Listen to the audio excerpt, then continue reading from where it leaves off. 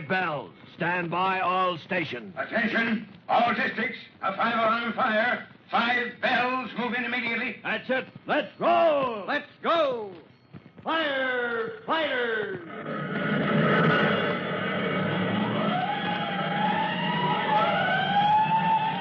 Presenting Firefighters, the true-to-life story of our unsung heroes who stand ready to ride by day or night against our most murderous enemy, the demon of fire.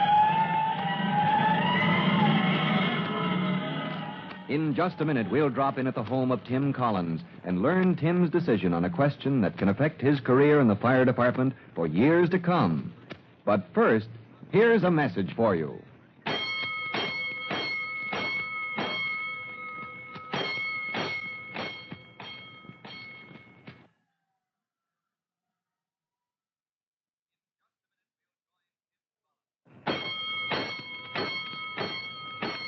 Let's go, firefighters. Let's go to the home of Tim Collins, where you remember just a moment ago, the young fireman found a riot in progress as Jimmy and Trudy, his brother and sister, rehearsed an important scene of their fire prevention play. As Tim entered the front door, he heard sounds of that. Hey, it's me, everybody. I'm home. Oh, good grief, what's going on in there? Hey, Trudy! Jimmy! No, you don't. Yes, I do. Oh, take that. No, you don't. You arsoneer. Ouch. Ouch yourself. Don't hit so Hey, hard. what goes I'll on? beat your ears down. No, you don't. Break it up. Cut it out. Cut it. Oh, the lamp. Oh, Jimmy, we knocked over the lamp again. Oh, golly. It's all right, though. It didn't break anymore. What's the matter here? Jimmy, Trudy, I'm ashamed of you two. Oh, hello, Tim. Did you see our play? Just like the radio, Tim. Your play? What are you talking about? Well, you know, Tim, our prevention play. For the Firefighters Brigade. Oh, good grief. I thought it was a riot. I almost tapped in a call for the rescue squad to get me out of Oh, here. see, Jimmy, he thought it was real. Oh, won't the brigade just love it? Let's do the big fight scene again, Trudy. All the way through so Tim can see how it starts. Now watch, Tim. Hey, the rescue squad. Oh, I wonder. Huh? What'd you say, Tim? Kids, where's Mom? I've got to talk to her. Wait, Mommy's out in the kitchen, I guess. Oh, I'll see you later. Hey, Mom, I've got to talk to you. Well, what do you suppose he's got to talk to Mom about all of a sudden? Jimmy and Trudy can't figure it out, but they don't know that Tim has a problem on his mind, as he explains to his mother in the kitchen. So I thought, well, I want you to help me figure it out, Mom. What I decide might make a big difference. I see, Tim. Hand me that big colander. Oh, sure, Mom. This thing? That thing. Now help me shell the peas, but you're not to eat any. Drop them all in the colander. Yes, sir. You see, Chief Cody says I'm in line for promotion, and there are 2 lieutenancies open. Where do I put the pot? There on the newspaper. Oh.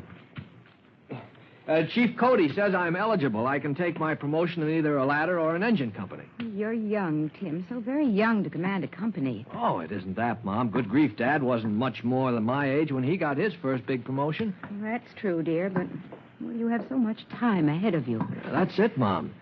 So much time ahead of me and so much to learn. So I was thinking... Timothy Collins. Huh? Yes, ma'am. Tim, I don't mind your thinking, but don't eat those peas to help you think. Oh. Now, drop them into the colander. You'll have no peas for supper, nor will anybody else either. Oh, yeah, sure, Mom.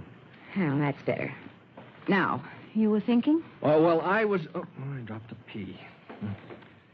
Suppose, instead of going up for promotion so soon, suppose I put in for a transfer to another division in the department. So you can get a little more experience? Well, what does Chief Cody say? Oh, he's willing, Mom. Where would you go, Tim? You've served on the ladders in your engine company. What would it be? Searchlight? Salvage company? A rescue squad. Oh, glory be. Yeah, I just thought of it, Mom. When I found Jimmy and Trudy staging a riot, and I said something about rescue squad, and it just popped out, but then I knew. That's what I want. But, Tim, on the rescue squad, you have to be a jack of all trades and master of everything. Well, where else could I learn so much? If I'm going to follow in Dad's footsteps, why... That's true, dear. Your father knew every job in the fire department, backwards and forwards. Well, what do you think, Mom? What's your advice? Tim, if Chief Cody will recommend your transfer to the rescue squad, and that's what you want, I want it too. Yo, I was afraid you think it was dangerous. Be careful, Tim. I'll take care of myself, Mom. I know, but I mean, be careful with those peas. Oh. Here, you're spilling them. Give me that colander. After talking it over with his mother, Tim is ready to make his formal request to Chief Cody for transfer from Engine Company 209 to the rescue squad. But next day, when he reports to the chief in his office after duty, Tim finds Chief Cody strangely reluctant to approve his transfer. Yes, Collins. I know. I said a transfer can be arranged, but the rescue squad... Well, Chief Cody, if I misunderstood No, you didn't misunderstand me, boy. I did say you could be transferred to any division of the fire department that you might choose. I said it, and I'll stand by what I said. Well, sir, I talked it over with Mom, just as you suggested, and I... Oh, good. Your mother knows the department inside out. What'd she say? Well, that I'm right in choosing the rescue squad if it's all the same to you. Oh, great billows of smoke. Sir? Oh, nothing.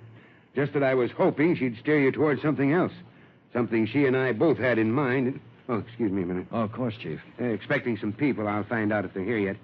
Shove that phone across my desk, will you? Here, Chief. Thank you. Glover, are those people here yet? Huh? Oh, well, give me a buzz as soon as they get here, will you? It should be any minute now. Right. Oh, you're busy, Chief. I'd better come in some other time. No, Collins. I want you here when these people come in. Oh, somebody from out of town, Chief?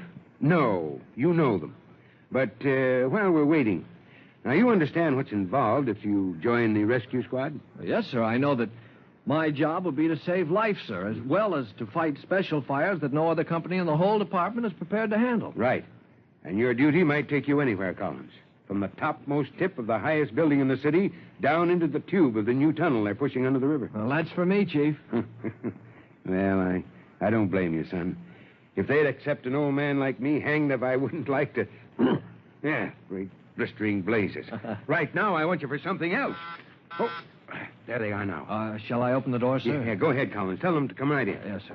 Oh, hello, Timmy. What are you doing here? Hiya, Tim. Trudy, Jim... Mom! Hey, what goes on? Come in, all you Collinses. Hey, good grief. Shut the door, son. Yes, sir. Mrs. Collins, you sit right here. This used to be your husband's desk when he was chief. You take charge of this meeting. Well, thank you, Bob Cody. Your boy and I have been having a discussion, Mrs. Collins. About his transfer? Yes, I'm afraid I've been putting him off. The young rascal insists on his right to a transfer, but, well, I've refused to say yes or no until we settle this business of yours. Oh, golly, Chief, we don't want to hold up Timmy's plans. Now, Jimmy, you and Trudy have held up everybody else's plans. In fact, you've tied him up in a knot. So I understand. Oh, my goodness, Chief Cody. We're only trying to do what's best for the Firefighters Brigade and Miss Grebel and Northside School And the fire department and everybody else in town. Yes, dear. And the result is that everything is at a standstill. Mom, Chief Cody, if I'm mixed up in this, whatever it is, couldn't somebody tell me something? It's a question of fire prevention, son. You know how the Bureau of Fire Prevention cooperates with the Firefighters Brigade out at Northside School? Oh, yes, Chief. The Bureau is getting to be a section of the brigade, or maybe the other way around. And you've heard Jimmy and Trudy talk about that play of theirs, Tim. The one they've been rehearsing for days with the big fight in it? Oh, that's only the part about where the arsonist... Arsonist. Where the arsonist tries to burn down the factory. But then there's a pageant, too, that Miss Grebel wrote.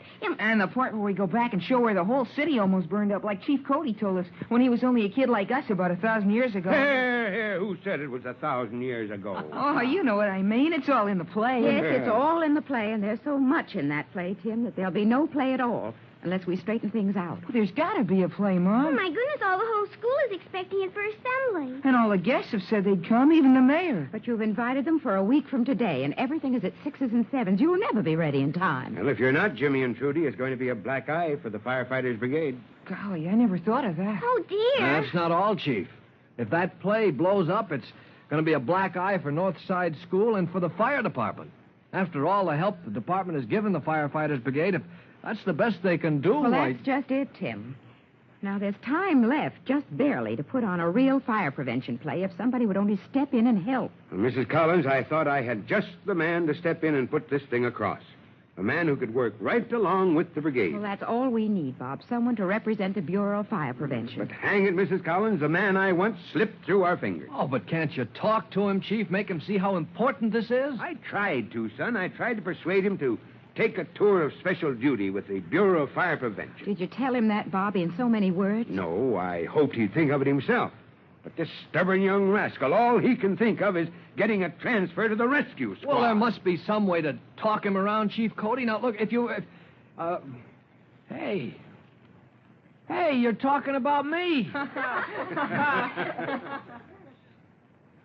Now, Tim Collins has more of a problem than ever, because more than anything else, he wants to join the rescue squad. But When Chief Cody needs him for special duty to help the Firefighters Brigade make a success instead of an embarrassing failure of their fire prevention play, will Tim refuse to help? For his decision, listen to our next true-to-life episode of The Firefighters. In just a moment, Chief Bob Cody will tell you, boys and girls, how you can help the firefighters in your own town. But first, here's a message you ought to hear.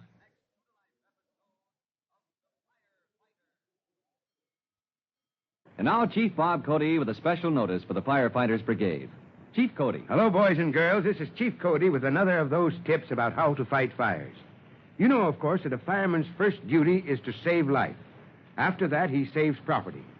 You hear about damage done by smoke and water.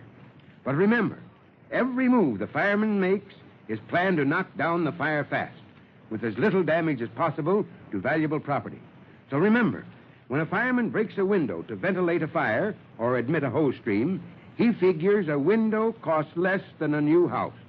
Well, that's all, and goodbye for now. Fire Chief Cody and the young rookie fireman Tim Collins will be back on the same station the next time you hear... That's it. Let's roll!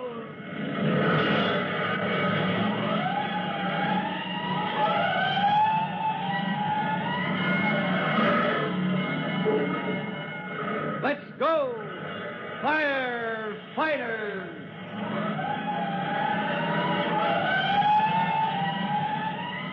Firefighters is a copyrighted feature of William F. Holland Productions.